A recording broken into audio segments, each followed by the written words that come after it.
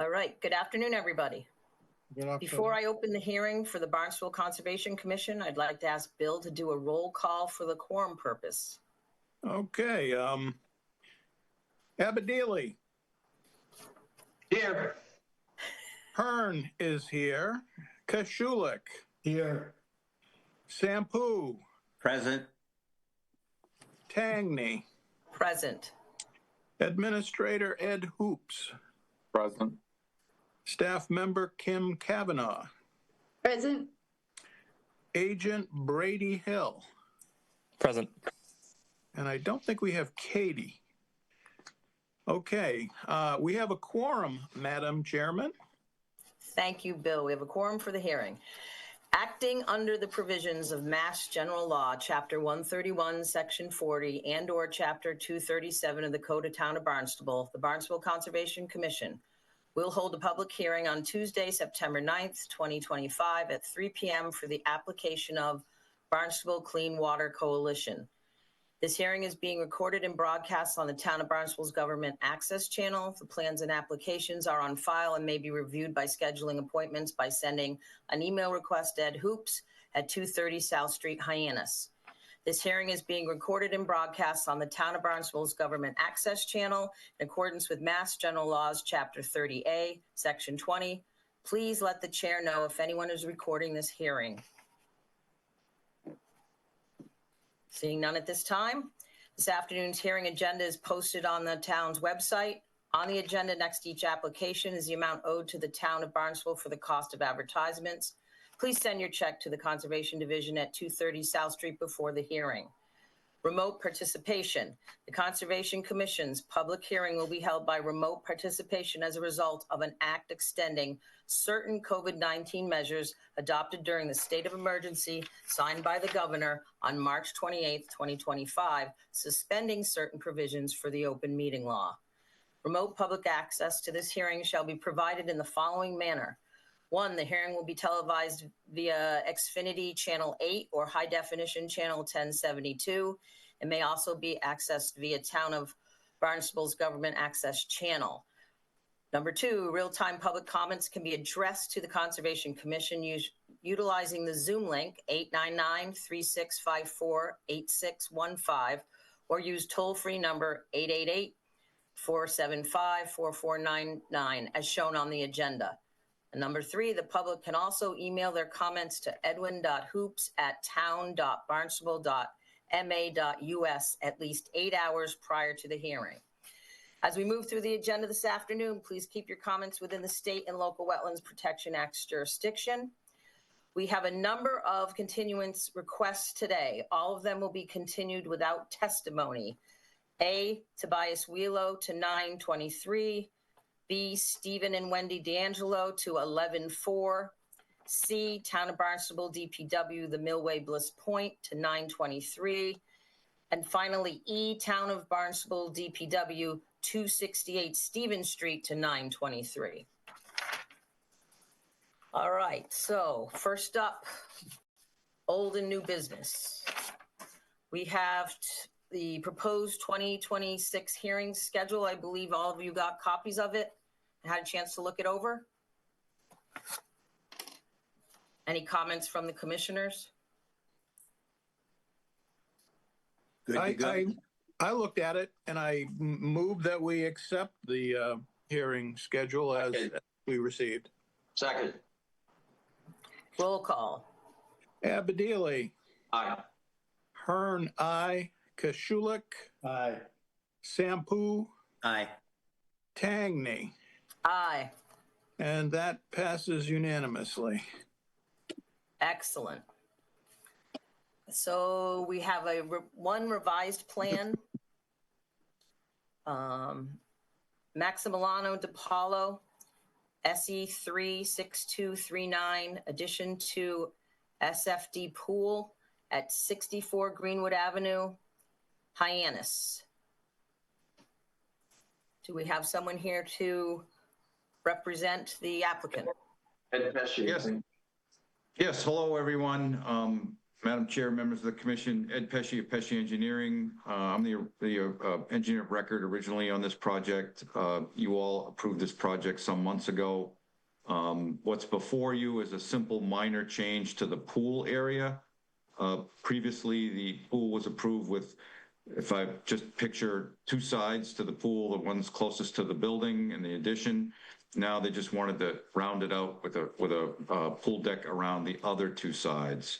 There was some original design for an infinity-like look on the outer edge, and they just felt it was safer for children and visitors to have a pool deck all around. So that's what we're discussing before you, fairly straightforward. I have provided some plans, and I can share my screen to go over that if anyone would like. But we essentially added several square feet. So originally in the 50 to 100 foot buffer zone, as my cover letter describes, the original 163 square feet increased to 326 square feet. And the additional mitigation required also increased, obviously. And that additional mitigation plantings are proposed for the appropriate amount of square feet, a total of 980 square feet now, in the same exact location. We just expanded it in between the BVW and the house. So between the resource area and the house. So it was proposed there before. It's still proposed in the same location as you approved before. It's just larger. So it's really that simple. So looking at the plan, I just figured I'd rather, I'd just go through that quick synopsis. And subject to your questions, that's all I have. Thank you. Do we have some questions from the commissioners? Bill, I see your hand up. Yeah, the expansion is only in the 50 to 100, is that right? That's correct, yeah. Okay, thank you. Any other questions from the commissioners? I'd make a motion to approve the revisions as submitted. Second. Roll call. Abdili. Aye. Hearn, aye. Kashulik. Aye. Sampu. Aye. Tangney. Aye. And so that passes unanimously. Thanks very Excellent. much, everyone. Thank you. We have a number of enforcement orders next. The first one being Len Candela, 11 Harbor Bluff Road, Hyannis, map 325, parcel 132. Failure to comply with plan of record, revised site plan dated 10/30/2019 by Stephen W. Rumba, PLS, for SE3 5728 by adding excess hardscape, including a patio expansion, 2 triangular patios, fire pit, 3 landing platforms, and fence along the backyard. Brady. Thank you, Chair Tangney. So, Commissioners, you might remember this property from a COC denial in July that Katie Pollock presented. This property is all in flood zone, and they had a project to add a number of pieces of hardscape to the property. And Katie had found upon investigating for the COC that they had added patio in excess on the main patio in the back here. They added a triangular patio off the east side and a small triangular patio off to the north. There was a fence off the back that was not in the approved plan, and there were some landings or platforms that you'd walk out on since the house was lifted. So the commission voted to deny that COC, and it was referred to enforcement. So here's the photos of those landings. These landing here, a landing in the front here, and you can see the landing on the side here, and then the expansion of the patio with the fire pit, and the fence along here, as well as this triangular patio and another one by the shower. So it was referred to enforcement, and I asked them to remove all of the excess hardscape by December 7th or file an amended order seeing the approval of the added hardscape by October 7th, with no guarantee of that being approved. Okay. Thank you, And Brady. Well, do we have, I didn't see if we had a representative for the project here.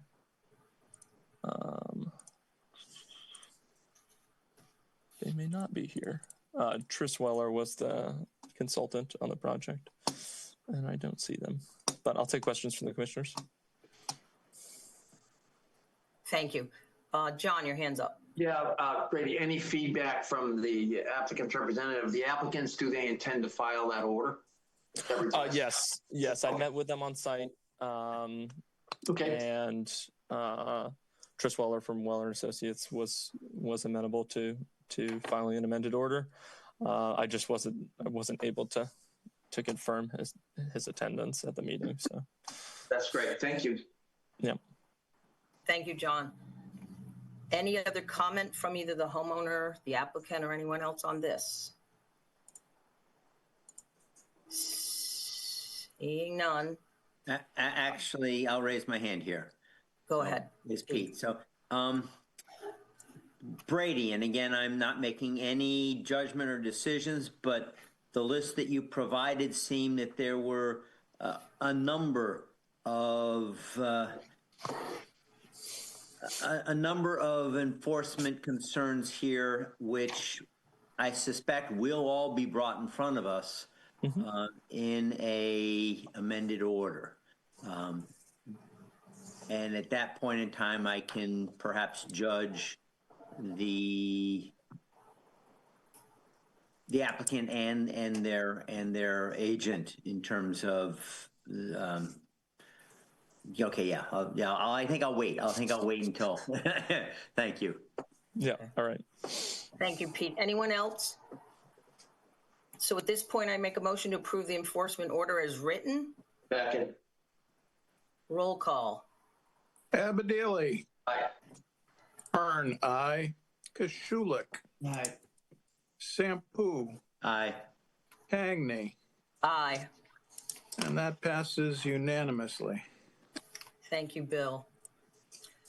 Next up, Zenon Mirza and Susan Holt Trust and La La Land Revocable Trust at 251 Green Dunes Drive, Centerville, map 245, parcel 033, failure to comply with plan of record, revised site plan dated 3/26/2025 by Stuart D. Clark, P.E.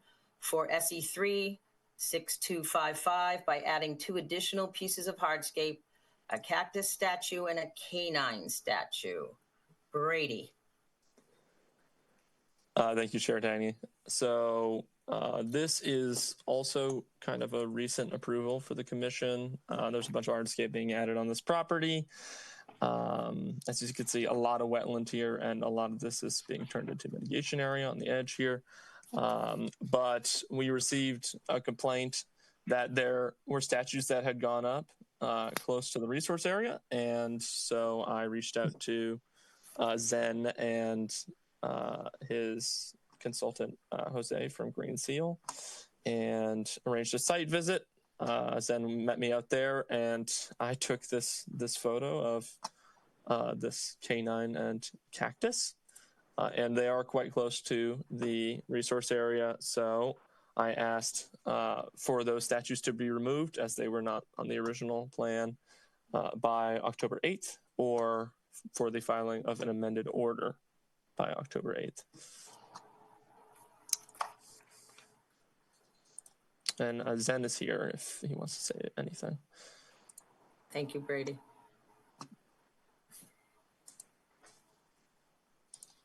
Any comments from the applicant or the representative? I think they're unmuting.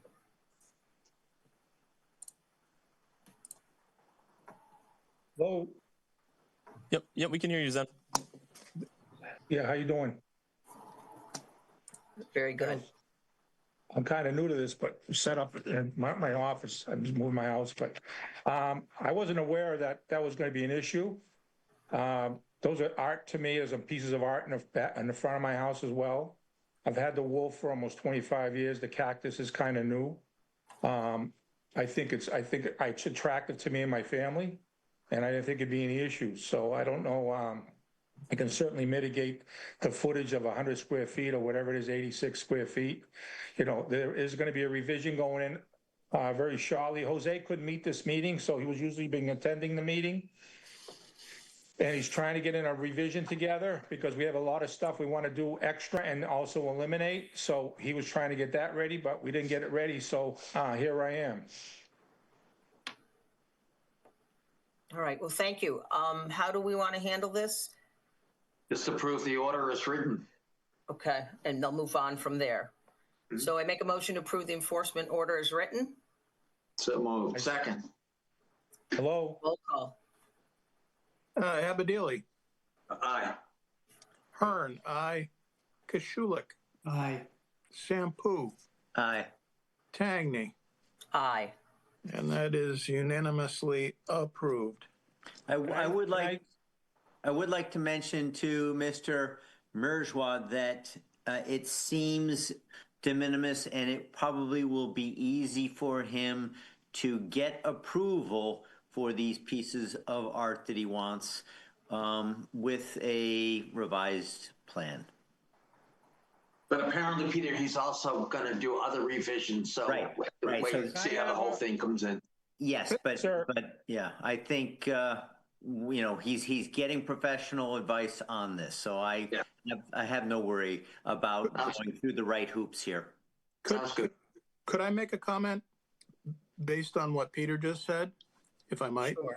And that is that Peter just described it as a de minimis, and I look at it and I go, nah, it's maybe a de minimis.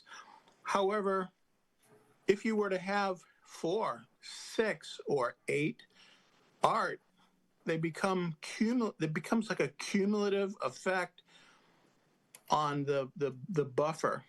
Thank you, Bill. Cal, excuse me, we really shouldn't be getting into this. But he was just, but in the event that it's like, well, we could have more and more. I think it's worth sort of throwing that out, that there is. It's just that I worry because when we're starting to talk preemptively, he's going to file it. That's it. And Right. I understand what you're saying. What Peter says, I agree with you, but I would advise caution that going on this subject. I really would. That's my opinion. I understand. I think it's because of what Peter said. Well, I'm cool. I'm cool.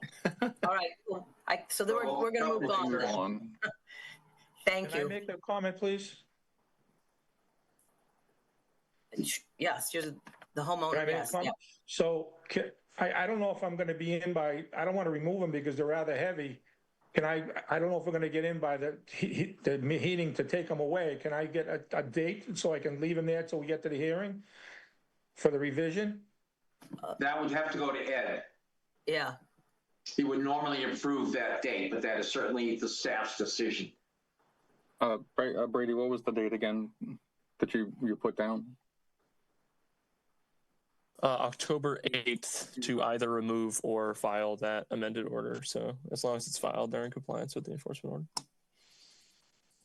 Okay, so Mr. Mirzwa, if you get within a week or so and you're still not going to have that application, and just contact me and we can add, we'll probably add 30 days onto that. Okay. Thank you very much for that. That'll probably be fine. We'll see you. We'll see you then. Okay. Thank you. Thank you. Thank you, Ed. All right, moving on. Cape Cod Hotel LLC, 1470 Iono Road, Route 132, Hyannis, map 274, parcel 001, alteration of a 50-foot buffer to a wetland resource area. Unnamed pond by clearing dead vegetation and removing 2 trees. Brady? Thank you, Chair Tiny. So this one, I received a complaint about it. It's got quite a number of wetlands on the property. 2 ponds don't have names, as I noted in the title. And so I noticed that there were some trees missing and some brush that looked like had been cleared along the road's edge. I was only able to find what looked like 2 recently cut stumps And so that's what I added to the enforcement order. But it definitely looked like there was some other vegetation, at least dead vegetation being removed here. I spoke with one of the part owners in Cape Cod Hotel LLC, Jay Patel, and he said that they had removed some dead vegetation and some supposedly dead trees. And of course, we still like to see approval for that kind of vegetation management within the buffer, especially the 50-foot. So I wrote the enforcement order, and I asked that any activity affecting the buffer be ceased, and as a replacement for the missing vegetation, I asked for 4 2.5 to 3-inch caliper canopy trees planted within 50 feet of that pond near the road, which should be completed by October 31st. And I also attached some of our standard planting guides for trees. I also asked for 1 annual report next year. Thank you, Brady. Any comments from the commissioners? Pete? Yeah, I got my hand up. Yeah. So, yeah, I ended up going to this site shortly after I heard it being reported to us, and I was frankly shocked by the level of vegetation clearance that took place. And I also wanted at the time to know the landscape company that did that, because it should have been very well known that the extent of clearing that took place, and I will again reiterate, it was severe. That landscape company should know better. Perhaps, Brady, take a look. There was some very good size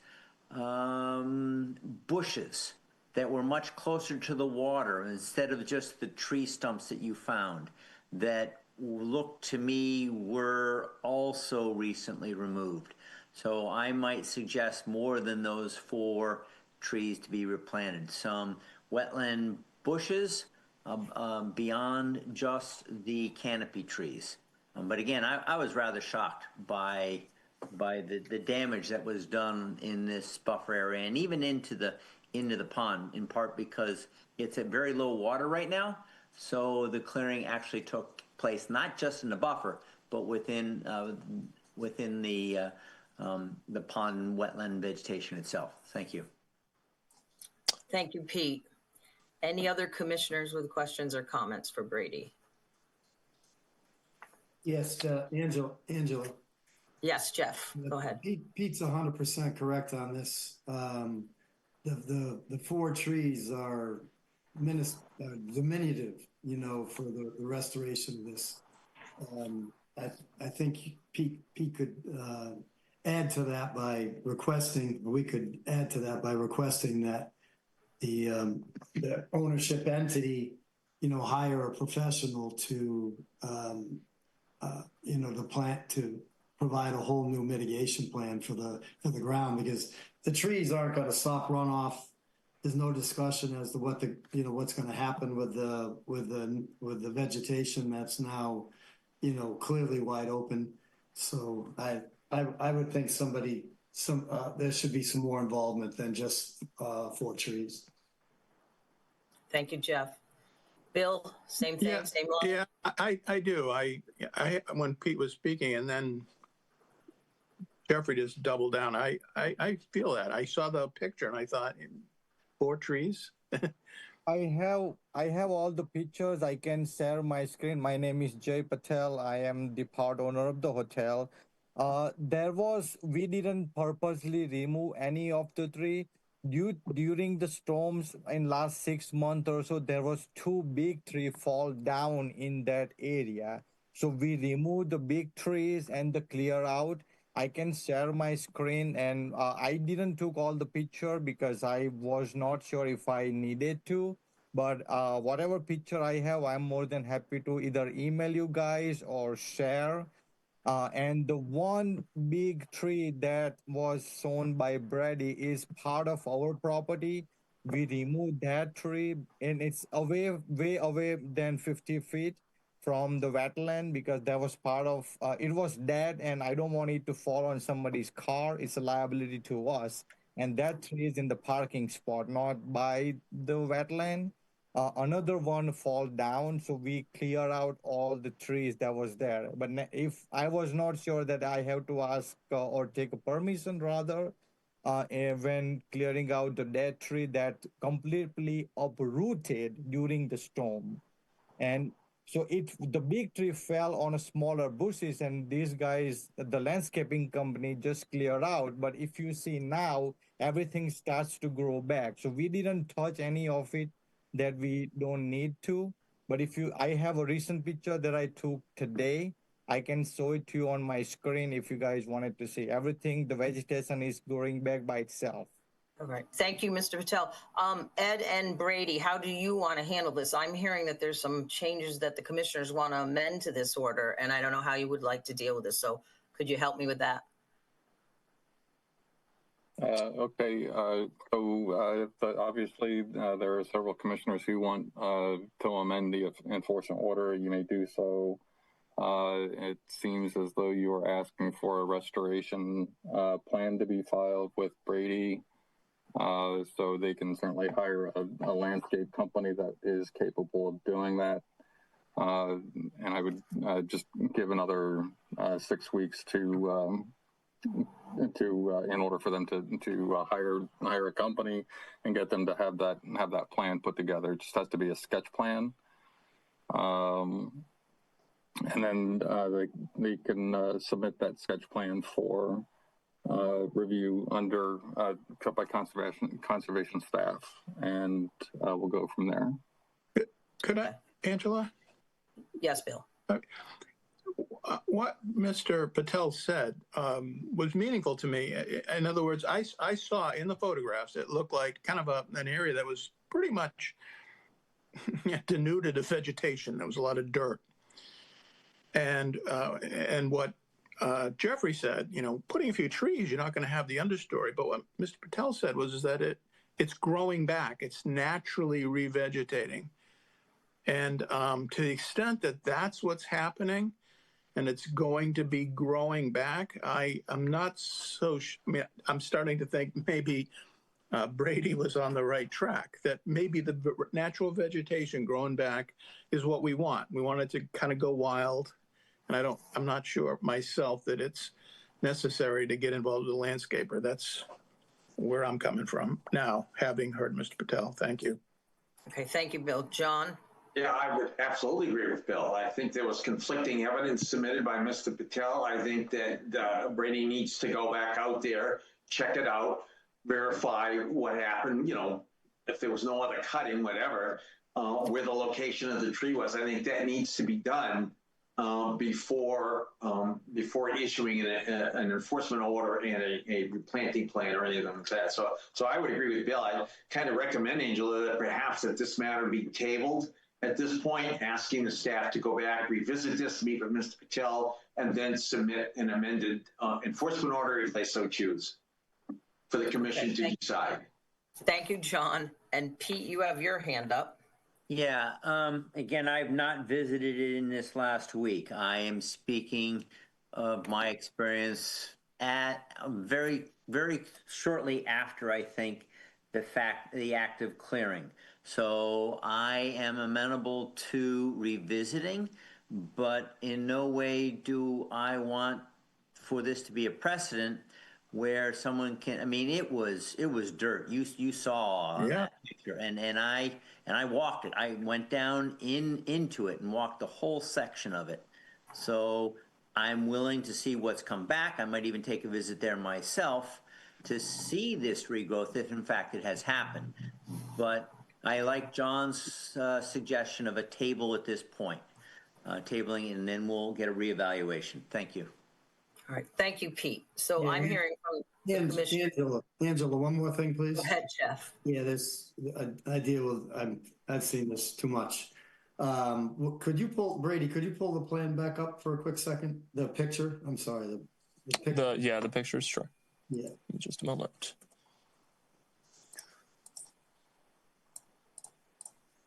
And John, I don't disagree with what you just said.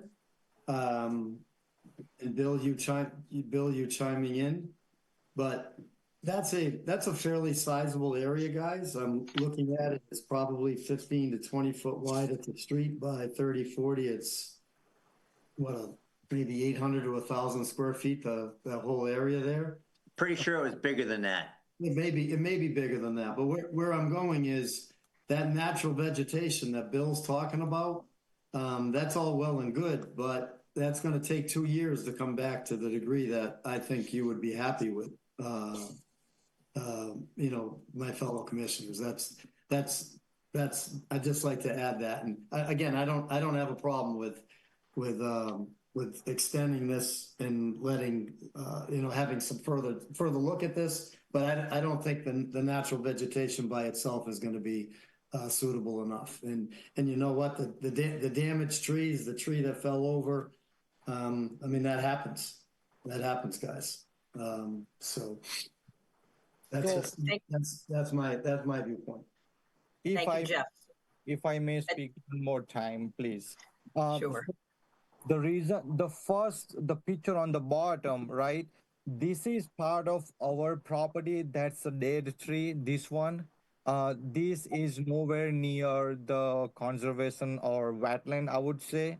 As far as that, the vegetation on the hill. So there was a 2 dead tree fell down, and over the time it just stays there for like a 6 month or so. And then we decided it was looking pretty horrible and there's nothing growing around that tree, so we decided to clear out so the natural vegetation can grow. Again, this was my first time experiencing something like uprooted tree. Next time I would not get into this. I would ask you guys and then take a permission and do whatever it needs to be done. But whatever you see is like the area that's clear. It's because the tree was over there for like a 6 month. So when the landscaper were removing, they just kind of clear out everything, but we didn't cut any of the major trees or anything like that. All right. Thank you very much. And Brady, let's finish up with you, because it sounds to me like the commissioners would like to table this possibly for maybe the 3 o'clock meeting on the 14th of October. But Brady, what do you have to say? I was just going to say that lower trunk is within the buffer. It is on Mr. Patel's property, or the Cape Cod Hotel LLC, but it's within the buffer. I believe it's right on the edge of the 50-foot buffer. So it does fall within our jurisdiction. No, the lower one, I'm talking about this big one. It's still there. We can measure it when you come back. So Brady, are you comfortable with us tabling? We'll vote to table this until October 14th at 3 o'clock, where this can be hashed out on your end. Is that okay with you? Ed, is that okay with you? Ed, yes. Same thing? Okay, so I'm going to make a motion to table this to... Excuse me, Angela, I don't think you need a motion to table. We could just table it and let it go. Table it. Excellent. Thank you. So no voting needed. Everybody's in compliance with that? Yep. Beautiful. All right. When was that tabled to, Angela? Well, I only figured Brady'd have a month and he'd be presenting again at the 3 o'clock meeting, October 14th, if that works for him, but it's not, since we don't have to vote on it. That was just my suggestion. Okay, thank you. All right, moving on. Barnstable Properties, LLC, 407 North Street, Hyannis, map 308, 282, alteration of a wetland resource area, stream by removing soil and changing grade, and failure to request a certificate of compliance for SE 3-1234. Brady. Thank you, Chair Taney. So this one, this property, it's in between North Street and Main Street. You may know it because it's got this little channelized stream going right in front of the buildings there, with a bunch of little bridges over the front, and the parking lot on the other side. And I received a complaint that there was some digging in the channel, and I I arrived on scene August 13th to some workers digging this part of the channel here, which is off the east side of the building there. And clearly there had been some disturbance further upstream as well. So I gave the owner a call and told him to stop work immediately until I could hash it out, which is when I wrote an enforcement order. And that led to a meeting on the 5th where nothing really had changed besides a couple more blocks put in, and then operations ceased. But we met because I had asked them to arrange a site meeting by the 3rd. We met on the 5th. And I also hand delivered the enforcement order then. Also the COC is expired, long expired. It was not closed out with the rest of the COCs on the property. And I'm still not entirely sure why, but I've asked for it to be closed now. The rest of the enforcement order includes a cease and desist of anything affecting the buffer. And then by now, September 15th, since we met on the 5th, all of that dislodged soil should be removed, but no more digging should be done. And then a request for a certificate of compliance should be filed by December 31st, 2025. And I believe the owner of the property said he will try to make it. And I didn't see him come in. So we might be without the owner here. Otherwise, I'll take questions. Commissioners?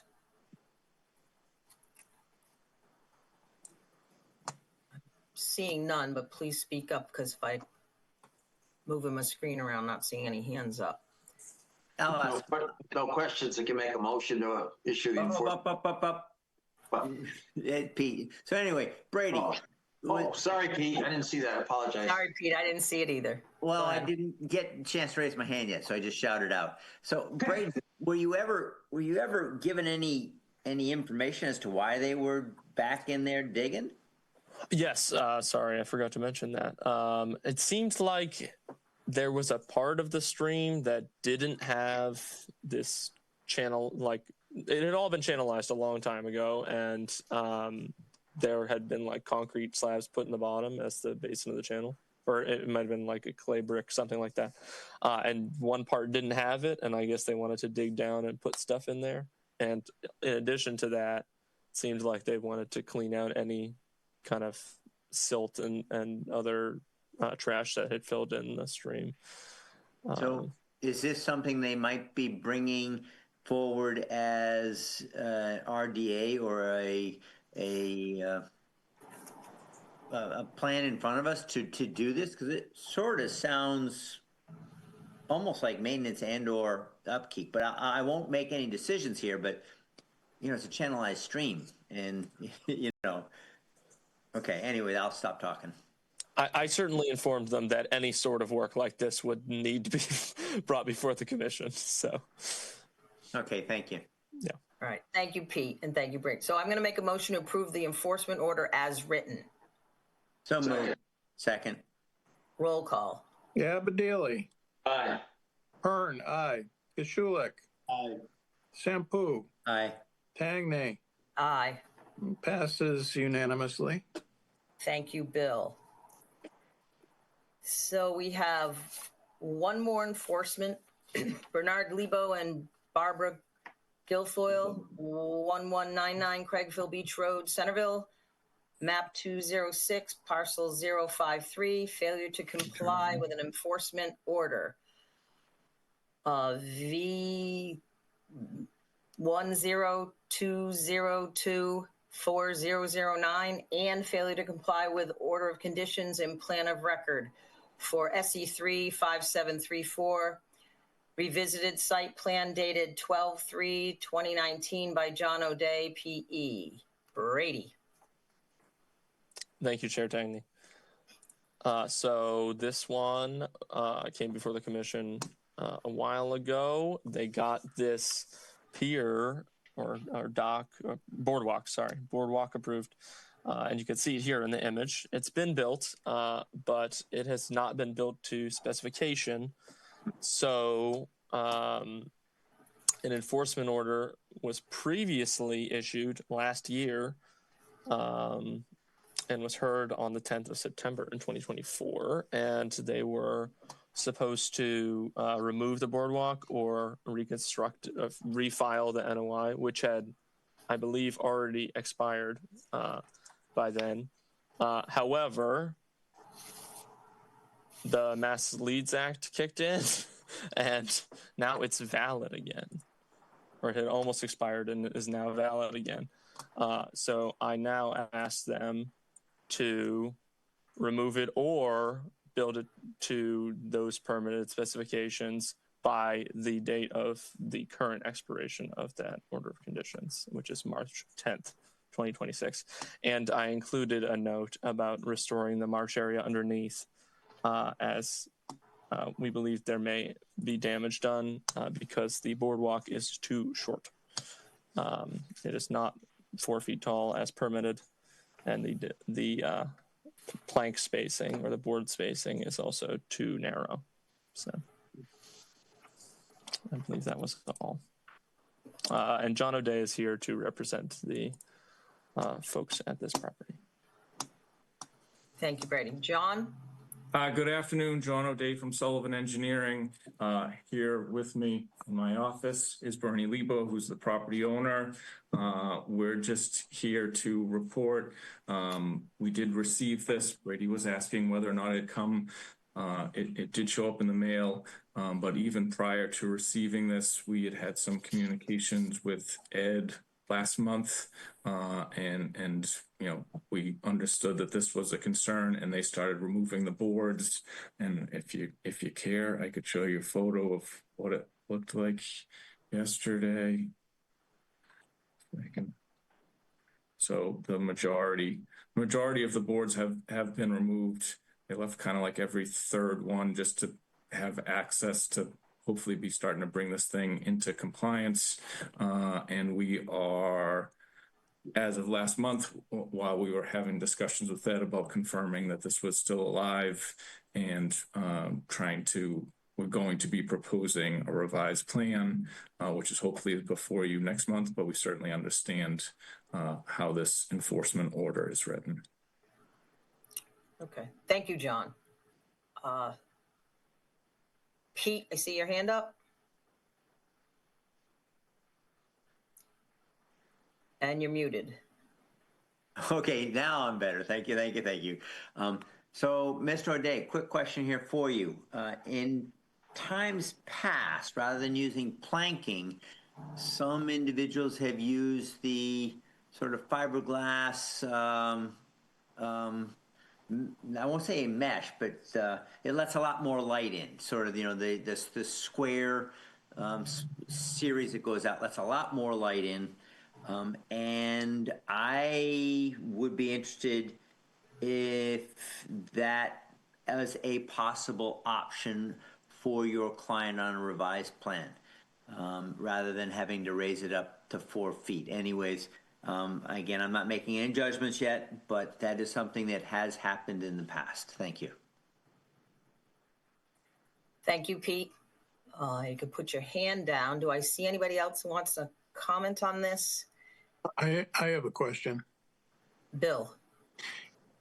Yeah, I think I remember this project. The fact that it's enforcement, this is new to me, but I seem to remember this was a project where it was really low on the marsh. And is this not the project where there was concern that you're going to end up having the vegetation growing up between the boards and all of that because it was so low? And I think you're correct, but I think it was, you're remembering, I think, the last enforcement meeting. I don't know that you were around when it was originally permitted whatever year, but I think that you're recalling probably the discussion. Okay. The fall, and just kind of closing on what Pete said, you know, part of this enforcement is that it was not grading. It was supposed to be. That is certainly part of the plan moving forward. Our request to you as a revised plan is that perhaps we can go higher, but not to the full 4 feet, and that the grading might provide sufficient lighting so that we don't have to do handrails, which we think has some aesthetic interests on the marsh areas, but that will be for you to decide next month. So there should be it should be 4 feet above the water. Is that above the marsh? It was supposed above the marsh, which would okay. And what is the height right now? The height right now is like about 2 feet. And so you are planning on jacking it up some. By how much? We think that there have been others that have been done that were 30 inches, which keeps us underneath the handrail thresholds,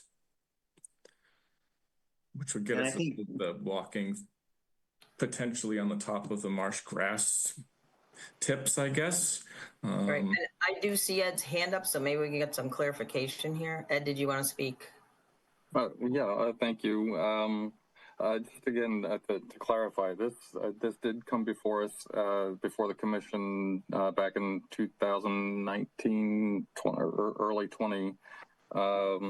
It was permitted under SE 35734. At that time, the approved plan said that the dock was supposed to be 4 feet off the grade, which is the standard design for a dock. It was also supposed to have the grading.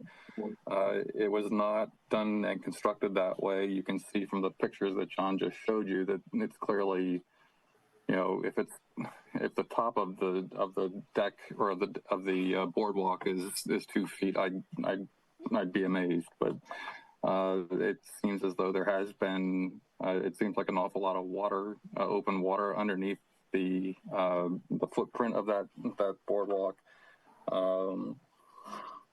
And again, while it was at the time last September when we did the enforcement order originally, the file was expired at that point. The Mass Leads Act came in late December or late November of last year and extended everything. So that's why it still has life on it now. That's why Brady was asking for the either the return to the originally approved plan or removal of the boardwalk, which was the original intent of the enforcement order back in September as well. So, I mean, I would be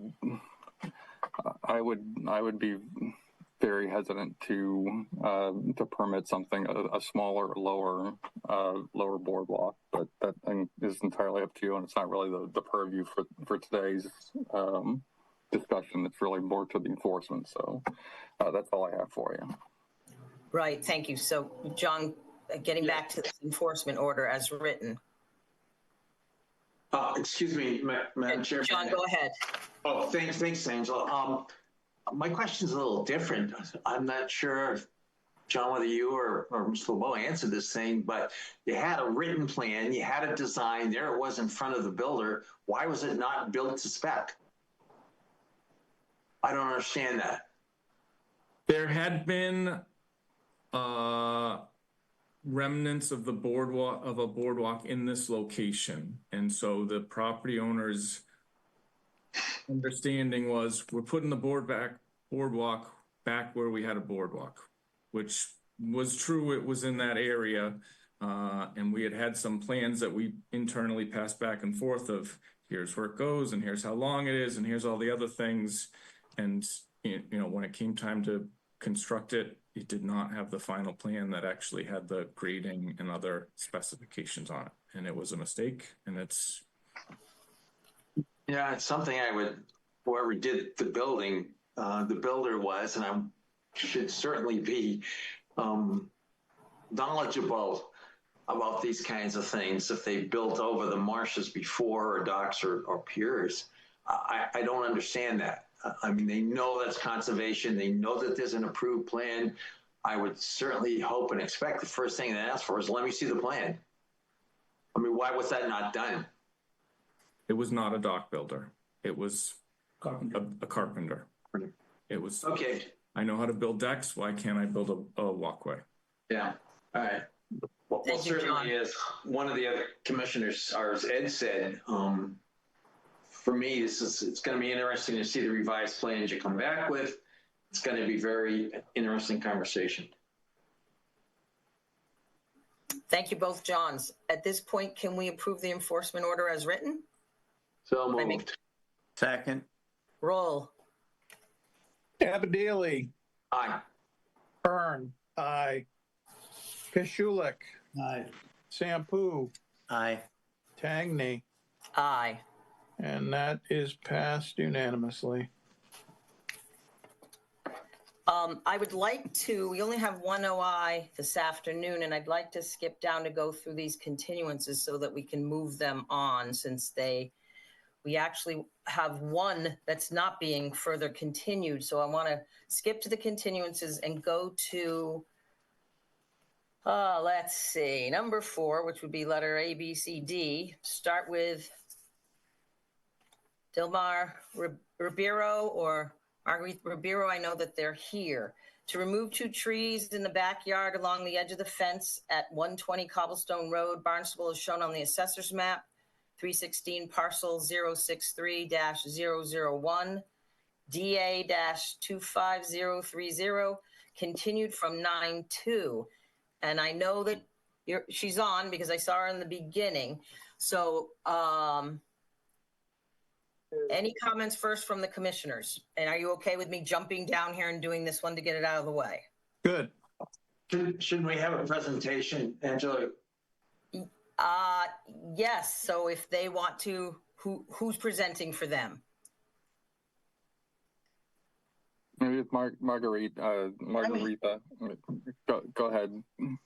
Yes, I'm here. We have we put a project to remove 2 trees to install solar panels on the house. Actually, the tree is very close to the house.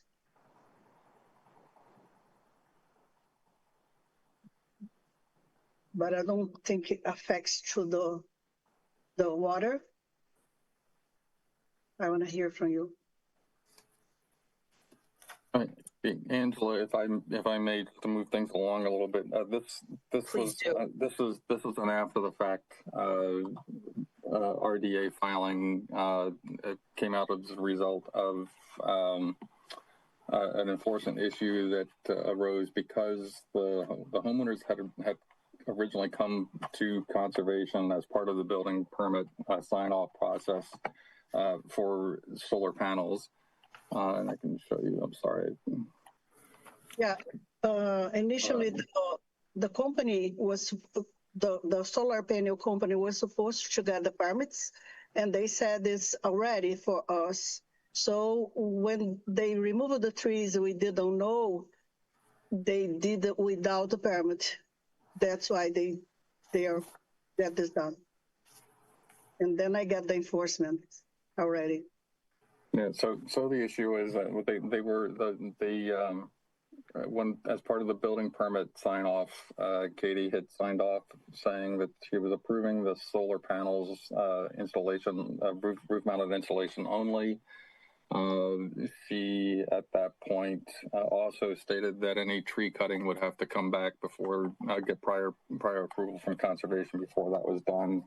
At the time, the consultant that was doing the solar panel reading or solar panel application also sent a note to Katie saying there would be no trees cut. At some point after that, within several months after that, that correspondence, the installation took place and the trees were cut down, and there was no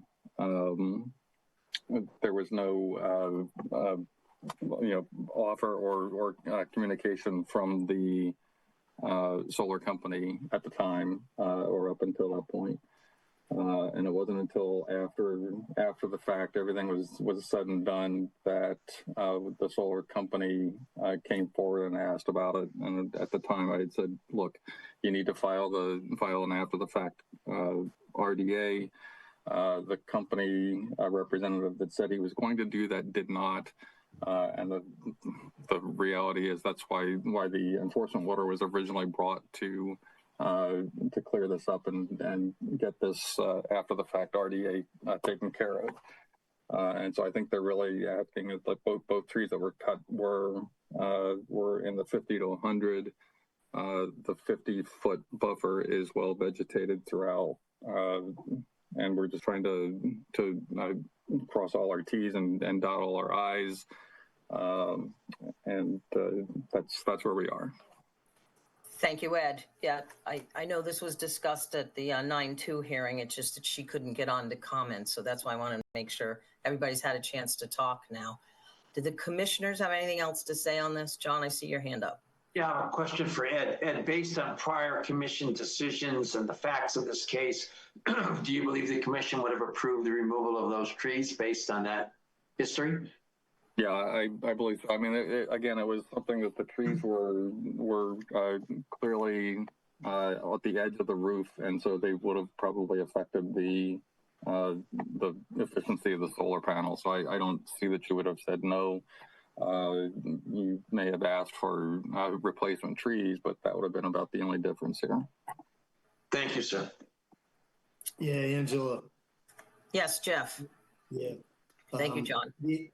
The insurance companies probably would have said the same thing, from what I understand, or from what I'm hearing. So, I understand it. Great, thanks, Jeff. So nothing else from the commissioners. Any other public comment at this time? Seeing none. Do I have a motion to issue a negative determination? So moved. Second. Roll call. Abadili. Aye. Hearn, aye. Kashulik. Aye. Sampu. Aye. Tangney. Aye. And so that again passes unanimously. Motion carries. Thank you very much, Bill.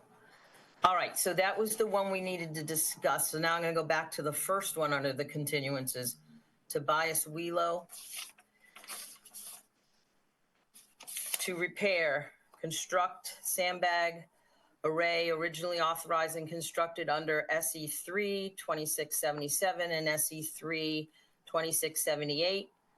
Provide beach nourishment and on bank planting as needed at 25 and 35 Cove Lane, Osterville, as shown on Assessor's Map 052 and 053, parcel 009 and 012-002. This is being continued from Arlene Wilson, Associate, to 923. Arlene, did I see that you're on? Did you want to speak? Thanks, Angela. I really don't need to say anything. Okay, then. Do I hear a motion? Continue till September 23rd. Second. Ready, Angela, I'm sorry. Roll. Okay, Abadili. Aye. Hearn, aye. Kashulik. Aye. Sampu. Aye. And Tangney. Aye. And there you go again. Unanimous approval. Hey, Angela, I'm sorry if I jumped too quickly right now, and I apologize. No. I need someone to keep this going because I'm all over the place now that I've. No, you're doing awesome. You're doing awesome. So, thank you. Everybody keep me in line. All right, now we've got the second one be Stephen and Wendy D'Angelo to remove an existing ramp and float system and permit a new pier, ramp, and float at 108 Long Beach Road, Centerville, as shown on Assessor's Map 206, parcel 005. SE 36289 continued from 7-8 for waterways. Form was received, continued from 8-5.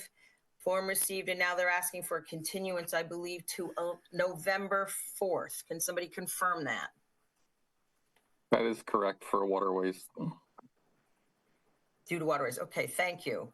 Commissioners. One question, Angela. I believe that Pete was not on it, but then I think, Pete, you did get on it. Is that correct?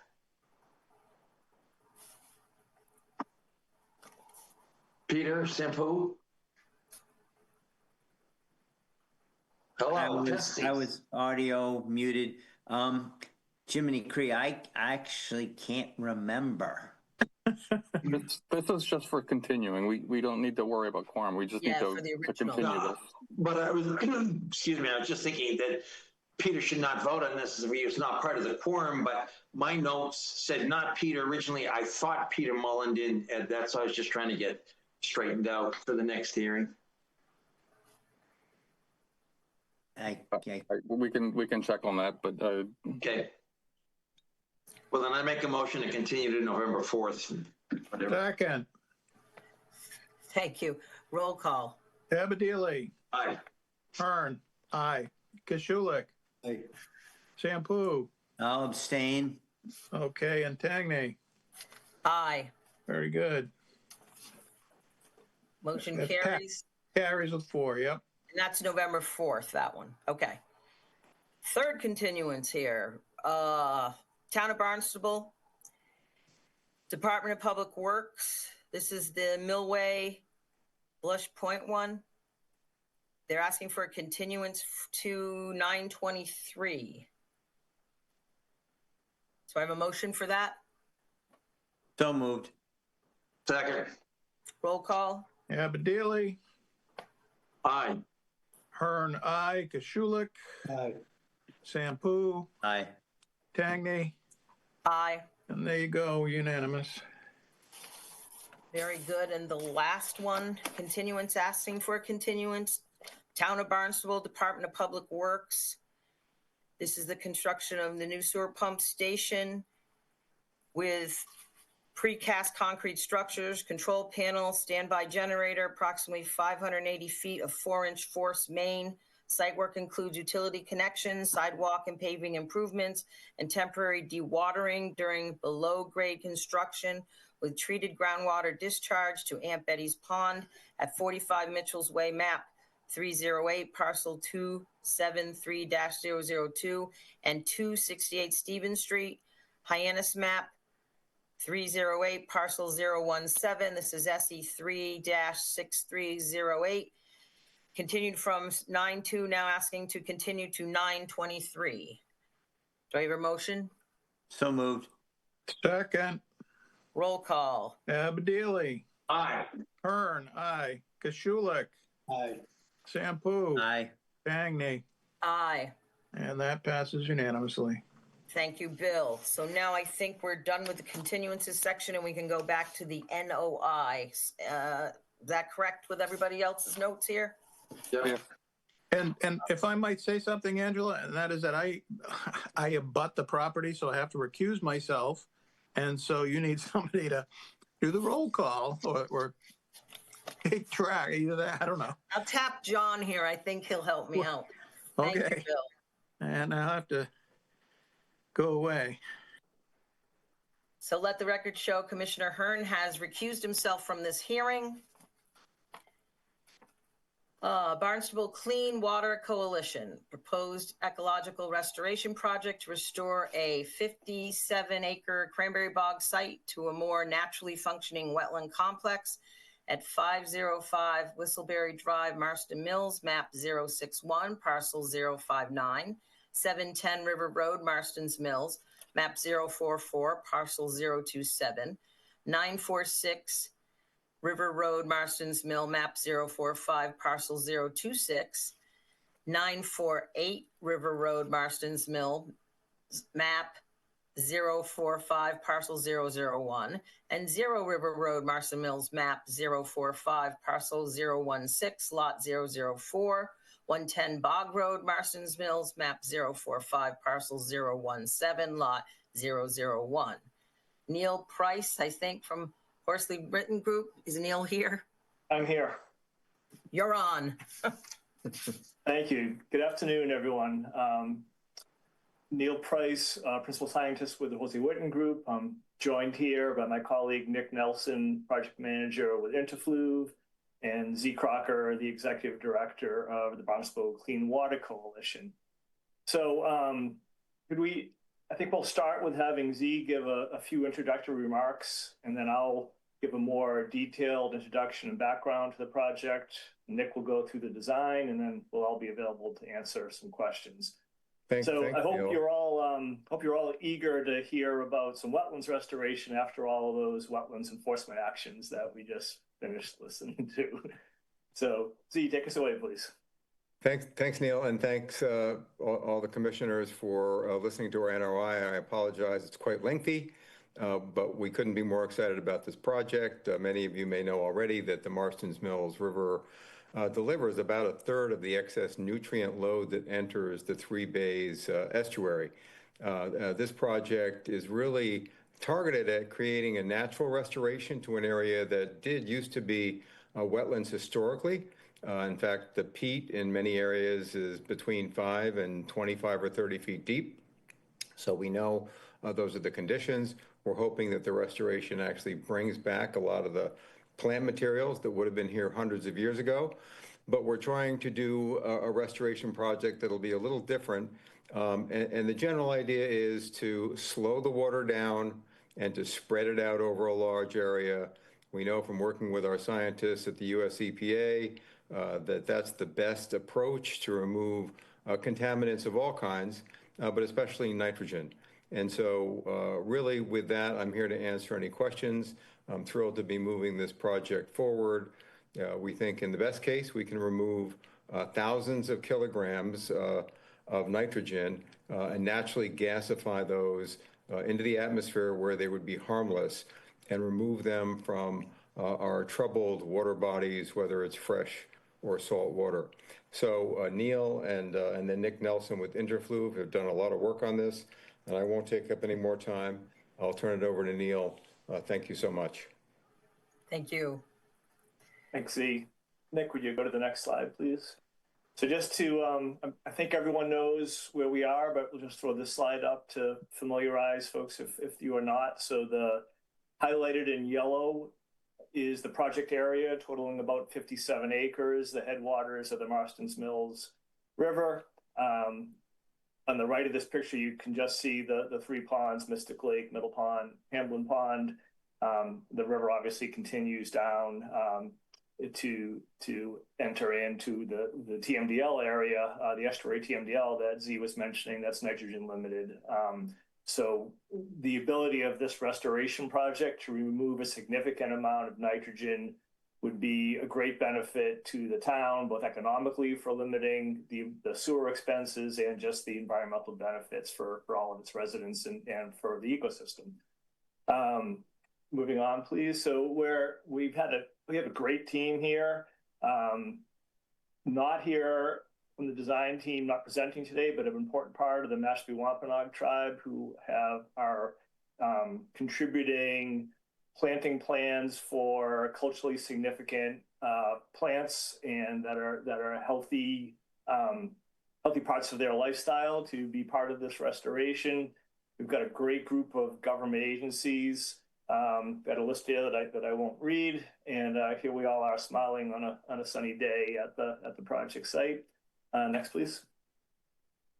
So the project goals, as Z mentioned, the foremost one is water quality, nitrogen attenuation for the benefit of all of the ecosystem and for the town residents.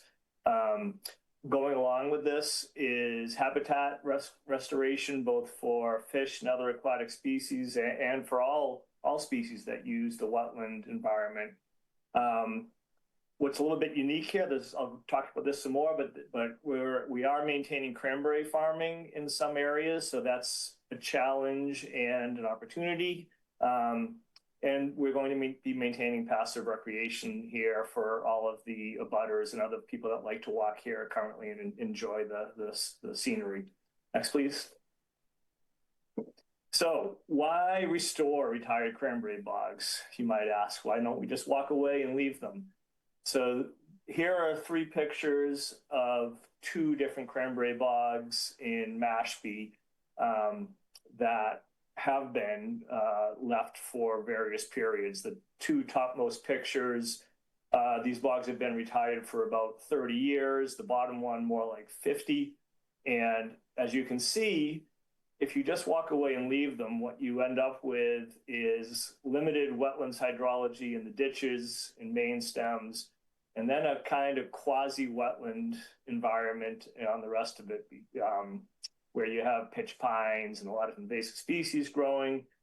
The reason for this is when the majority of cranberry bogs were developed, some stresses were placed on the wetland environment during the construction of those bogs. Chief among them were the ditching of the system to allow for water to be retained when needed and then released when not needed very quickly, and the addition of generally something like 2 to 3 feet of sand on top of the former wetland surface. And that occurred over the span of a century or more, with a few inches a year here or there with periodic sanding. And over time, you end up with a lot of sand. And that additional sand brings the land surface up to an elevation that's frequently too high to actually provide the proper hydrology for a wetland to restore naturally if you just leave it alone.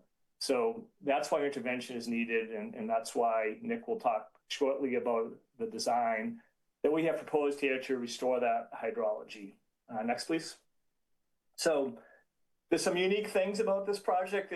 There's been, to my thinking, something like 15 or so cranberry bog restorations completed in Massachusetts to date, the bulk of which have been for the primary purpose of wetland habitat restoration and fish passage. This one is a little different in that this is the second, to my knowledge, with Coldbrook and Harwich being the first, where nitrogen attenuation and water quality improvement have been the primary or co-primary. In Coldbrook, it would be more co-primary. Here, it's primary goal of the project to increase nitrogen uptake and reduce that nitrogen pollution to the estuary receiving waters. We also have the issue of active farming remaining. So that required the project to work around some things to allow water supply for the farming to continue. But this project is adaptable. So once it's completed, if in the future some of these other areas are retired, they can be added to the restoration area. There is a herring run, a very important herring run for the town. But what's important, and this picture is showing this, the red is the existing route, which is overland. It was built a long time ago. It includes a lot of wood structure going through uplands to allow the fish to get up to Middle Pond from the river. And there's currently a separate project. This is one of these sister projects that you see related here that we're working on with the town and NRCS to replace that upland herring run with a more restored natural route through another set of abandoned cranberry bogs shown in green here. But the main point of that for this project here is that herring do not use the active project area for this current restoration. They are diverted from the river now, and they would be under any future conditions to access Middle Pond. So we are outside of the fish run. We're upstream of the fish run for our project. The other interesting thing about this, with its water quality improvement goal, is the most upstream end of this project has an area that's being called the comprehensive study area. And you may have noticed in your review of our NOI application that the specific design for those areas is being left a little loose, because we have an ongoing study, another one of these sister projects with the USGS and EPA and others that are looking to evaluate what sort of restoration practices are most effective at nitrogen attenuation.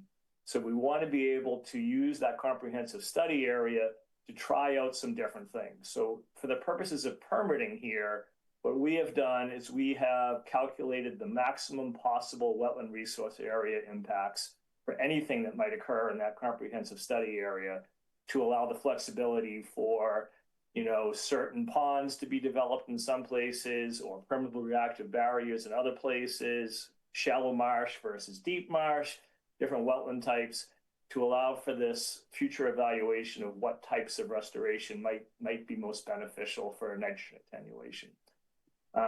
Next, please. So we have filed our project as an ecological restoration notice of intent project.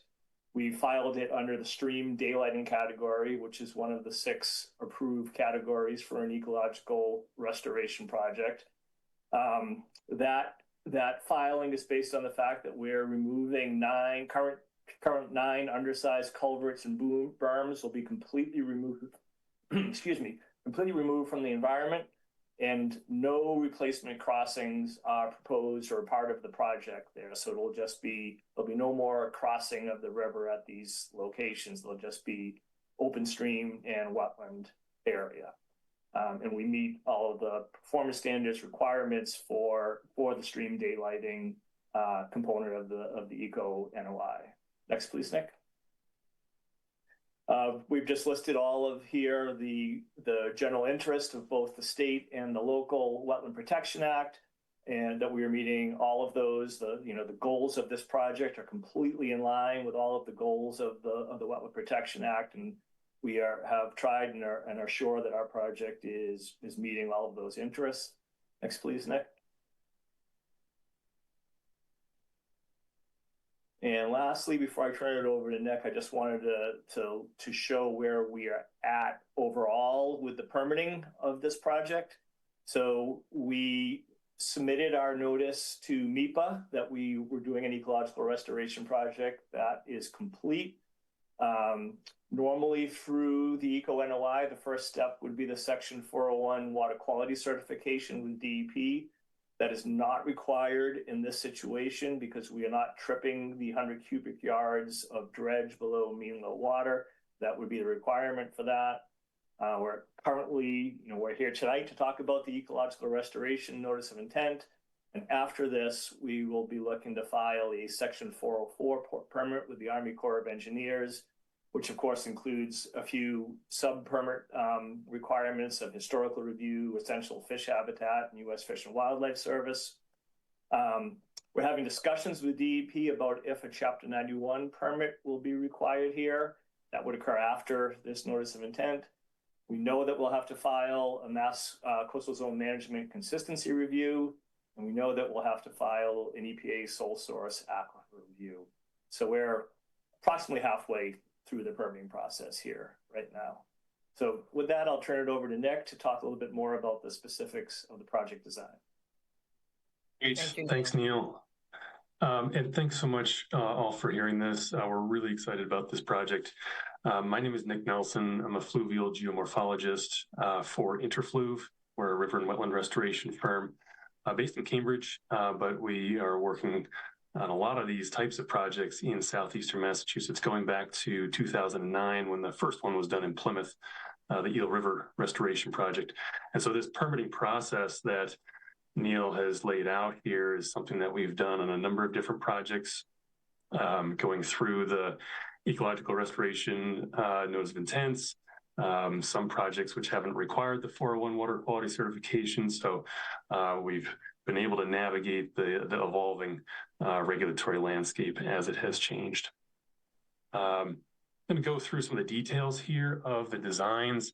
Again, I'm going to start at the upstream end in what we're calling cells A through D, also the comprehensive study area.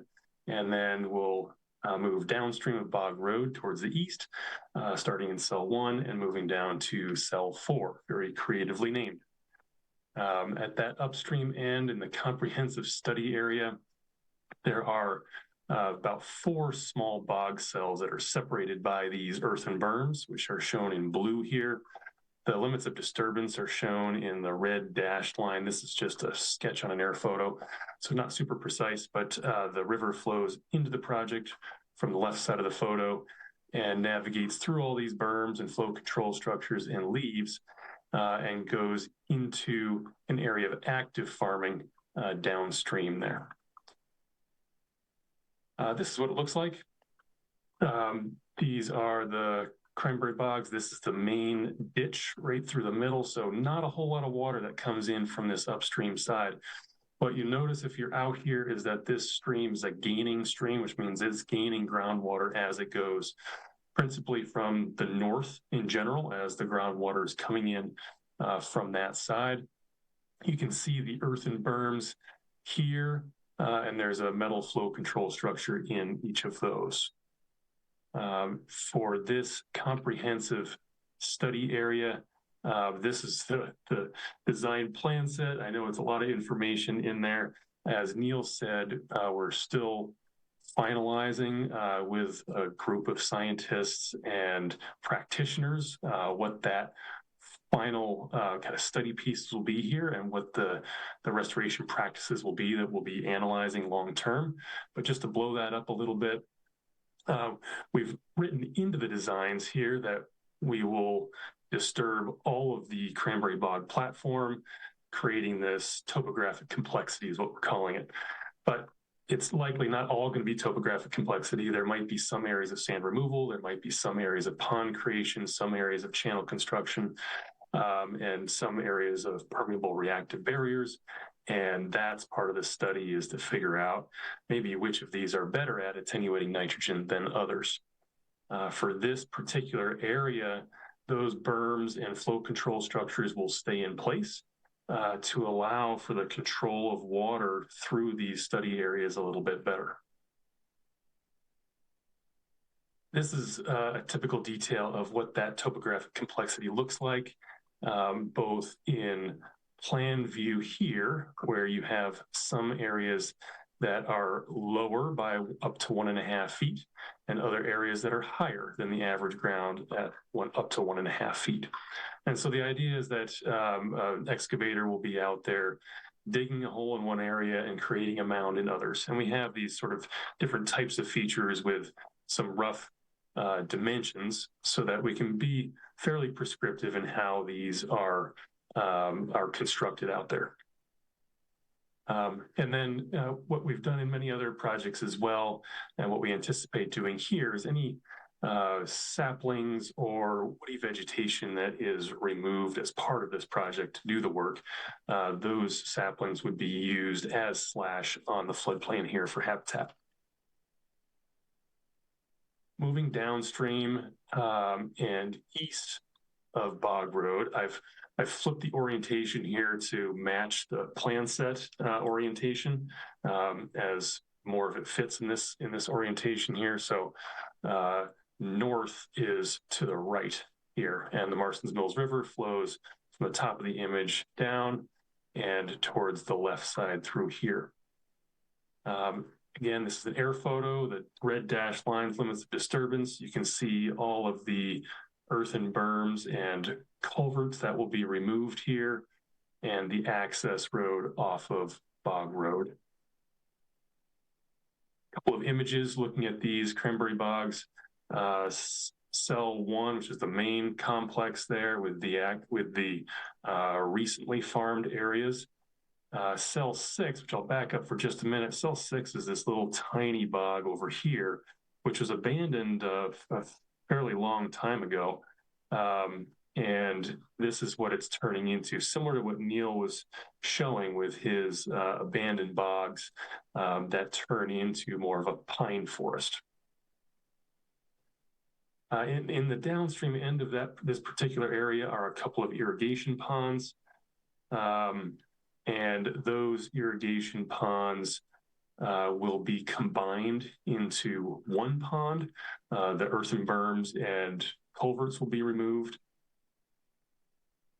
And again, going back to the designs, similar idea here as further upstream with lots of topographic complexity. What we're stressing here also is that those berms will be removed, and the existing channel is going to be filled in through this area. So as Neil said earlier, we want to spread the water out. This is what the scientists who study nitrogen and nitrogen attenuation say is the best for capturing that nitrogen, is spread the water out and across as broad an area as possible to have kind of that shallow water of up to 1.5 foot of water depth or so. So by filling in that channel, by removing up to 2 feet of sand across this whole bog complex, we will bring the ground surface down by up to 2 feet in many places, which will bring it closer to the groundwater elevation. And once we start digging that topographic complexity, the water will become exposed. And as the water flows into this area, it will spread out across this whole area. There'll be a couple of shallow proposed ponds as well. And these are in areas where we're anticipating a lot of groundwater coming into the site. So again, an opportunity to capture that groundwater and hold it for a little while to help it attenuate the nitrogen before dispersing it downstream. This is the area a little bit further downstream with the 2 irrigation ponds. These will be combined, as I mentioned, into 1 shallow pond. Right now, they're about 5 to 6 feet deep. We'll be filling that in a little bit, so it's a little bit shallower, more for like your dabbling duck depth, if you will, which prefer sort of in that 1 to 2 feet range. Then the stream and the water will flow towards the left of this image that you see here. In this downstream portion of that bog will be about 1.5 feet of sand removed, and then in cell 6, about 1 foot of sand removed from there. Moving further downstream to what we're calling cell 3 and cell 4. Again, there'll be a couple of earthen berms and culverts removed. And then right now, this cell 4 had been abandoned for a while by the farmers because of this open water area forming in the middle. That is an area that has not been farmed as much. There's already a good deal of wetland vegetation growing around the edge of this open water. So our part of the design is to maintain some of that wetland. Some images of both of those bog cells here. Again, straightened ditches and the cranberry platform. And then very similar designs as further upstream, except in this area, there is not the large scale sand removal. There'll be some sand removal in this upstream portion of the bog, but not as much in here. Based on the current elevations there, this already gets pretty wet, so we'll be maintaining that. Again, the topographic complexity will happen throughout. And then in cell 4 here, we'll be maintaining the water elevation in this pond and creating a pond outlet, a small channel that leaves this pond and then matches the existing channel bottom elevation as it exits the project site and into active cranberry farms further downstream. There will be no topographic complexity in this area. We do want to fill the ditches around the perimeter and the lateral ditches, but leave much of the remaining surface and vegetation intact.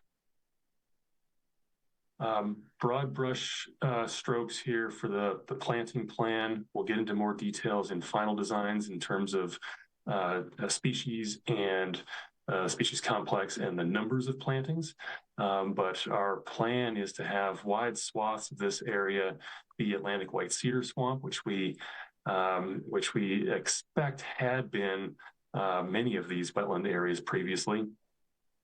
Further downstream, where we anticipate these areas being flooded for the maintained farming further downstream, that would be more of a deciduous forested swamp, since the cedar trees would struggle to survive in those conditions.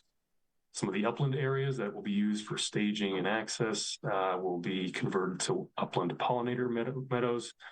And we have a couple of areas here which we're considering as planting study areas, both from the Wampanoag tribe to think about potential species that are historically harvested and as educational purposes and resources. But also there's been some discussion of considering plantings to see how these sites evolve with climate change and increased temperatures and hydrologic pressures, and to see how certain species do at different elevations. through this complex. With that, I wanted to show a few pictures of some recent projects to get a sense of what it looks like during construction. Many of you have probably seen some of these that have happened throughout the Cape. This is in Harwich, which was just constructed last year, and it's showing some sand removal, pond creation in the background. This is right after construction. You can see the topographic complexity out there and some plantings. And this is just 1 year after construction with the stream channel and pond and the vegetation growing up. All the vegetation you see there was not planted. All of that came up from the seed bank that is in the soil. And that is generally what we've seen throughout all of the sites that have gone to construction. This is Titmarsh Farms, the largest freshwater wetland restoration in the state at the time of construction, which was in 2017. During construction here, you can see all the disturbance and the water. And then as construction lasted so long that during construction also the vegetation had a chance to grow in. At Eel River in 2010, these were the 17,000 Atlantic white cedar trees that were planted, about 3 feet tall. And after 9 to 10 years, those trees are maturing.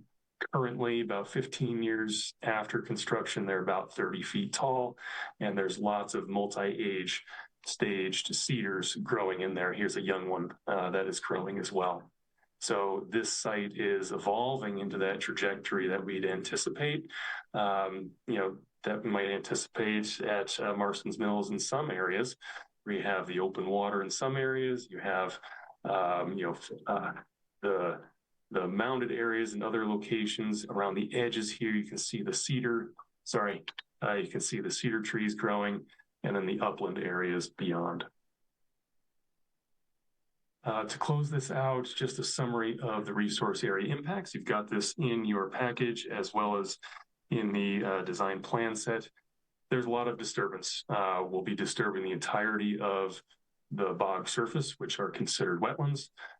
So all of those areas will be disturbed.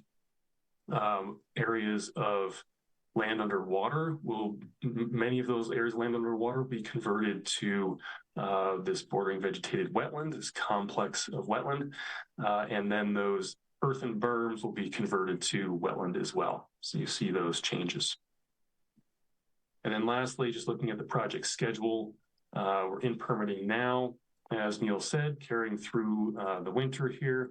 And then we'll be getting into final designs as we get through permitting, and we hope to get to bidding in the spring and construction in the spring or summer and through the winter of 2026. And with that, I guess, Neil, Z, anything else that I missed there that you wanted to jump in with before we go to questions?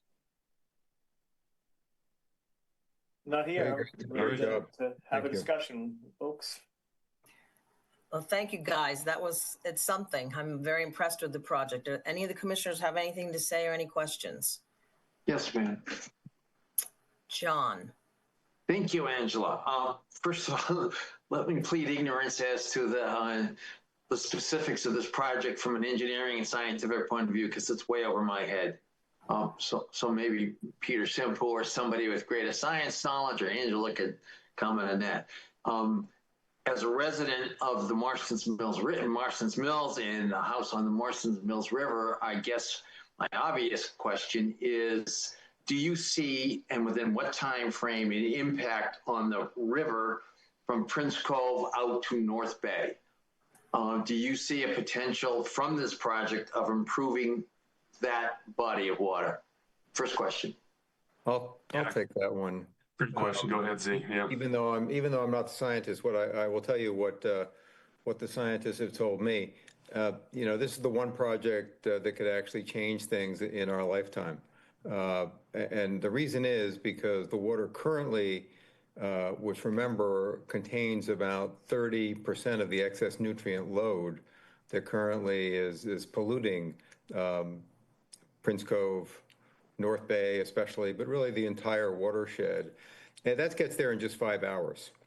And so interestingly, our friends at the Department of Public Works had said, this is when we first started to talk about it, and we identified how much nitrogen was transiting that area. And Rob Steen, who you guys all know, said, we need to put a waste treatment plant in the middle of the river. And I said, well, I don't think we can do that, but maybe we can do something like that. And so that's really, when we thought about this and when Rob thought about it, and not to put words in his mouth, we tried to mimic a lot of the same conditions that the waste treatment plant actually has, settling ponds, areas where you can have a lot of biological activity and so forth. So we're seeing already some early stage testing that we're doing in some mesocosms that we have some images of, if you want to see, that are showing reductions of nitrate of over 70% just in these small planters that we have to try to duplicate conditions. Total nitrogen reduced by as much as 40%. We think it'll go more than that. Part of this is the organics. Actually, we think will take time to settle down once you disturb them. So we're really optimistic. I'm really optimistic that within 5 to 10 years, we could see some significant and important positive impact in the estuary, and I couldn't be more excited about that, John. So we'll see. Time will tell. But I mean, in this case, unlike some of the projects that take so long, like sewer expansion, sewer aren't slated to get up to this area for several decades, and even then, once installed, it will take decades after that to actually start to impact the groundwater that would enter this area. So, what I've been saying is 5 years versus 5 decades. I think we've got some good opportunity to see some real great changes. So I'll leave it at that.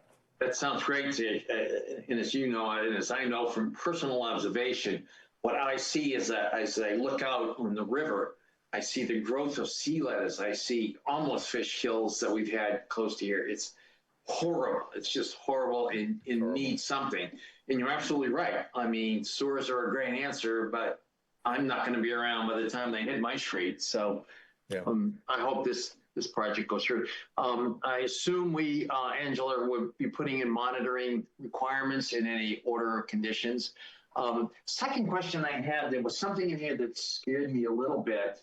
And it was talking actually about engineer's opinion of probable costs. And it's saying there's still a lot of unknown. Are we going to be able to afford this? And what happens here? And there's a lot of contingencies. I guess my concern is what happens if you run out of money? I mean, what's the game plan? Good question. Well, that's a really good question, John. I'm optimistic, first of all, that we're going to get the money. But listen, we're all living in a world where things have changed dramatically just in the last few years, as we know. So even though we've received just about $1 million in pledges from the US EPA, and that money is still coming, by the way, we have not spent it all. So we've spent probably a little bit less than half of that money. We've gotten grants from the state currently of over $500,000 just toward the construction of these projects. And the state has said, we believe we're going to be able to step up and do more. I'm optimistic from talking to the town that the town is going to participate in this. The town of Harwich participated in Coldbrook to the tune of over $2 million. We've gotten a grant from a private foundation, one of the biggest private foundations in the state and in the country, of $800,000. And we have money that we've been able to raise successfully ourselves. So I think we're going to get the money. But do we have it right now? No, we don't have it right now. But part of the journey that I've learned is that when you have a shovel-ready project, that's when you're going to find the money. And so we did apply for a municipal vulnerability program grant this year, and we didn't get it because we didn't have the permits. Principally, they talked very positively about the application, so I can't, for sure say that's the reason. And this was an application that came from the town, by the way. We couldn't apply for it; the town applied for it, and we've been successful. I think you all will remember in the past working closely with the town to get grants from the state and other grants to do some very big dredging and remediation projects in and around Dead Neck, Sampson's Island, and that's been very successful. So I think that'll be the model. Will we be able to get all the money by, next year if we're lucky enough to get all the permitting? I'm not sure, but this could be phased. And I think that if we need to phase it, that's how we'll approach it. I'd love to get it all done all at once, but the phasing is certainly possible. Well, that's... I'll just add, John, if I could just add to that, what Z was saying, the state recently has shown a lot of support for these projects. So in their recent fiscal budgets and what we've heard from the Division of Ecological Restoration is that there are more funds being offered for these types of projects. So we're hoping that we'll be able to close the gap in addition to other grants. I guess my concern, and again, this is certainly beyond conservation, but my concern is on the federal level.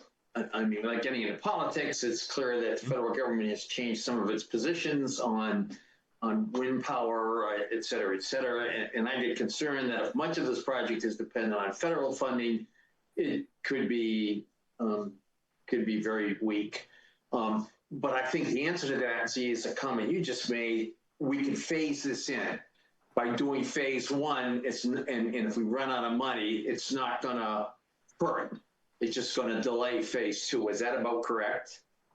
Yeah, and we only are left with about $500,000. Not that that's no money, but we continue to draw on the federal funds, and we have had no problems. Okay. They continue to pay the bills as we submit them.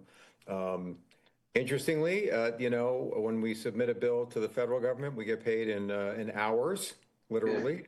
The state takes about 3 months sometimes. So, but we're still getting paid. And we, however, to your point, I don't anticipate any more federal dollars coming to this project. And we're planning accordingly. We're not looking to the federal government at this time.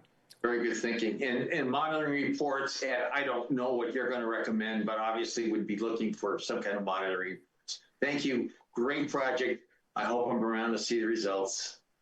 Thank you. Thank you, John. And thank you, Z, because I got a chance to get firsthand a little tour there. I'm totally behind this project. And to answer your question about monitoring, they are set up, ready to go. He's not kidding, shovel ready to start collecting data right away. So I don't see any issues with what the things we usually ask for in a monitoring plan and a lot of the things that we do through the Conservation Commission. So I'm totally behind and for this project. Thank you, guys. Great, Angela. Thanks, Angela. Any other commissioners with questions or comments? Peter Sampu, anything from your scientific background that raises a concern on your end of this, Pete? You got him to get his hand up, Pete. Okay. I wish I was younger and I could work for these guys. Mike, this is such a fan. I mean, this is multiple PhD dissertation works here. This is fantastic. And it really shows the evolution of understanding in nutrient reduction in watersheds from an ecological standpoint. You work with nature.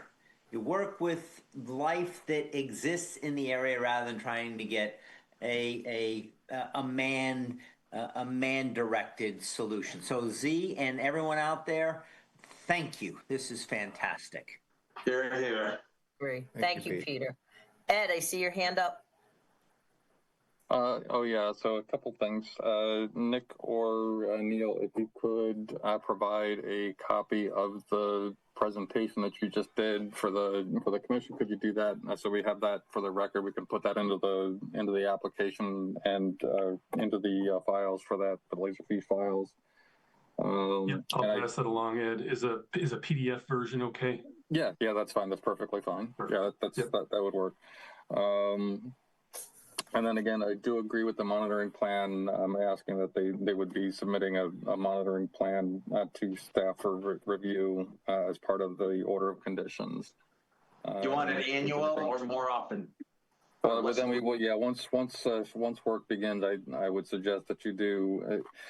Typically, I would like to see at least 5, if not 10 years worth of annual reports for once the project is underway.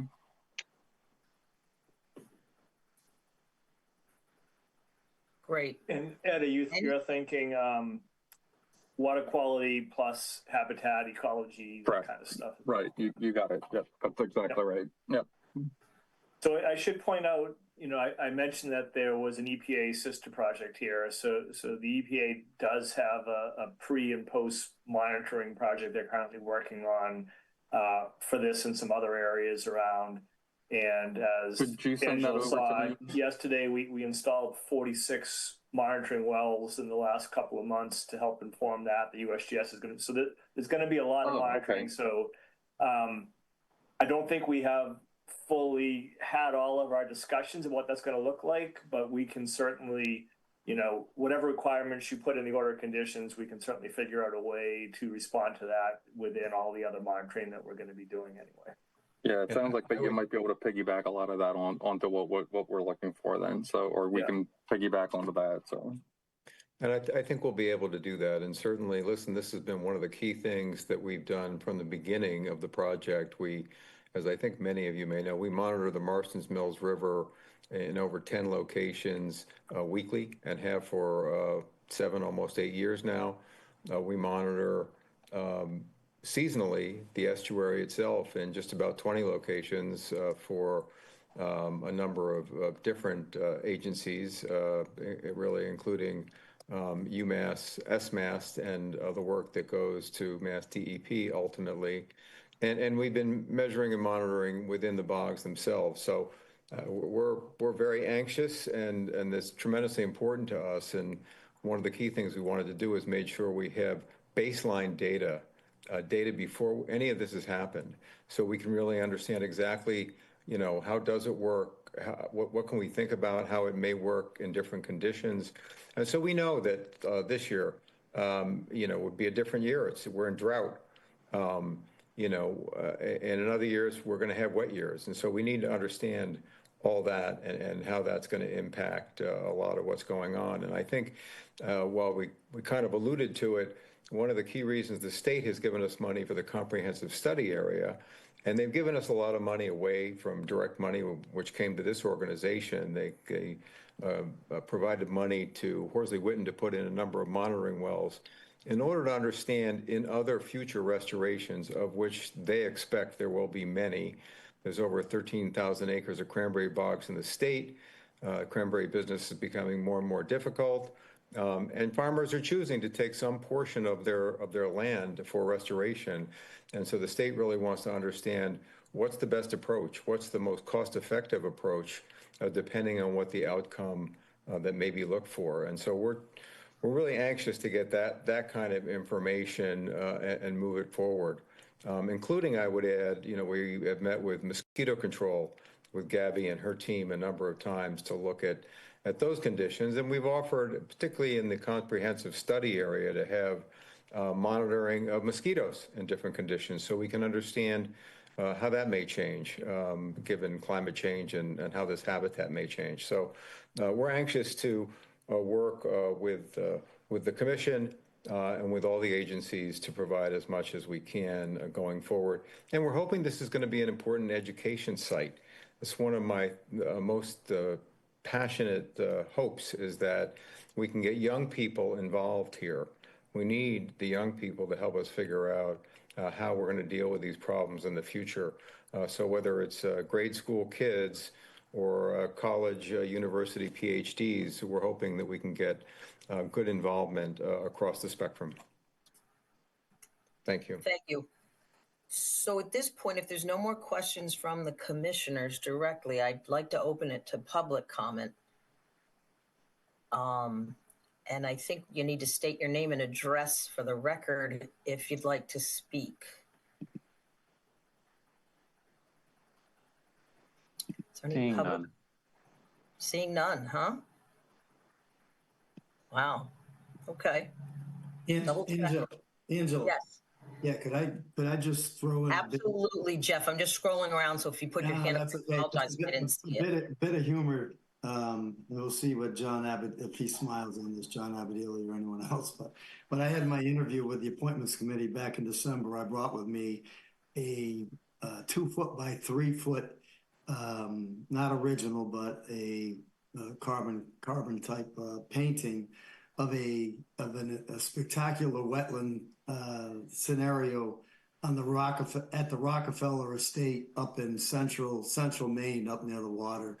And I brought that in, and I told the appointers that was what intrigued me and interested me is new, clean, not what I grew up in as a kid, with walking around wetlands with maple trees that were laying on their sides and just a glorified mess. Anyways, this is as exciting a project I've seen since I've been here since the middle of January. And I just wanted to, I don't want to compare this to the Rockefeller Estate, but this was a spectacular presentation, guys. Yeah. Thank you, Jeff. Amazing to me, Angela, and he still got appointed? Well done, Jeff. Thank you, Jeff. No, again, we do need a unanimous vote here because there's only 4 of us, but I don't see any problems with moving forward with this because it doesn't seem like there's a public comment. It seems like we're all on board with it. Is there anything I'm leaving out before we move on? You going to make a motion, Angela? Yeah, so unless there's further discussion, motion to approve the project and have staff issue an order of conditions. Is that what I need to say? Yeah. Hold on. I just want to make sure again. Channel 18 said no public comment. Correct? That's what I heard. Correct. Yes. Okay, Angela, might I suggest that motion include a requirement for annual monitoring reports for the next 5? What do you want, Ed? 5 to 10 years? 10 years, please. 10 years. So I would modify your motion to add that condition. So do I second it or do I have to repeat you? No, that's the motion. We need a second. You can't do it. I'll second that. Excellent. And now we just need a roll call. Okay. Now we can vote. Oh. Ideally. Tag me. No, I'm doing it. You doing it? So you do it. No, you do it. You do it. Good. Tim Pooh. Aye. Yeah, Sullivan. Jeff. Aye. Angela. Aye. John Amidieli votes aye. So that's unanimous. 4 in favor. The motion carries. Thank you. Unanimous. Thank you very much for your time. Really appreciate it. Yeah. Well done. You got Thank you all. Good luck with that. See, thank you for all you do. Ed, I should just point out that we don't have our DEP file number now. So, the approval is most appreciated, but you can't actually. I was just looking at that myself. So yeah, so we're going to Angela. Now we need a continuance, right? Yeah, we're going to need a continuance for receipt of the DEP number only. So pick a date. So we think that it'll make it to the next meeting on the 23rd. We have a lot on that one, but if it's just a number, it should be easy, correct? It should just be the number. Neil, do you want to go for the 23rd? Yes. Okay, and then if you would just file the WC form as well. And again, that's just for DEP, just to receive the DEP number. It's the continuance. Then I would modify the motion, Angela, if I could suggest the earlier motion should be modified to say that we are approving this project. However, we'll continue it pending getting the DEP numbers. Second. Roll call. Amidieli votes aye. Angela? Aye. Jeff? Aye. Peter? Aye. It's unanimous. The project is approved. Will be continued to September 23rd, correct, Ed? Correct. For DEP number only. Thank you. Excellent. Thank you, John, for that. Is there a way we can get Bill back, or we're just going to move on? I'm back. He's Yay! back. I'm here. Yeah. We're ready for you. We're at the minutes. We have one set of minutes for August 5th, 2025. I know Pete was absent then, but all others vote on accepting the minutes. Motion to accept the minutes as submitted. Bill, will you second? I will second. Roll call. Amidieli. Aye. Hearn, aye. Kachulik. Aye. And Tangnay. Aye. And that is passed. Excellent. Our next meeting is scheduled for September 23rd, where all these continuances went, at 6:30 p.m. Is there? Motion to adjourn, Angela? Is that what you want? Yeah, is there a motion to adjourn? Second. Motion. Roll call. Abdili. Aye. Hearn, aye. Kachulik. Sampu. Aye. And Tangney. Aye. And we are adjourned at Stand adjourned at 4:55.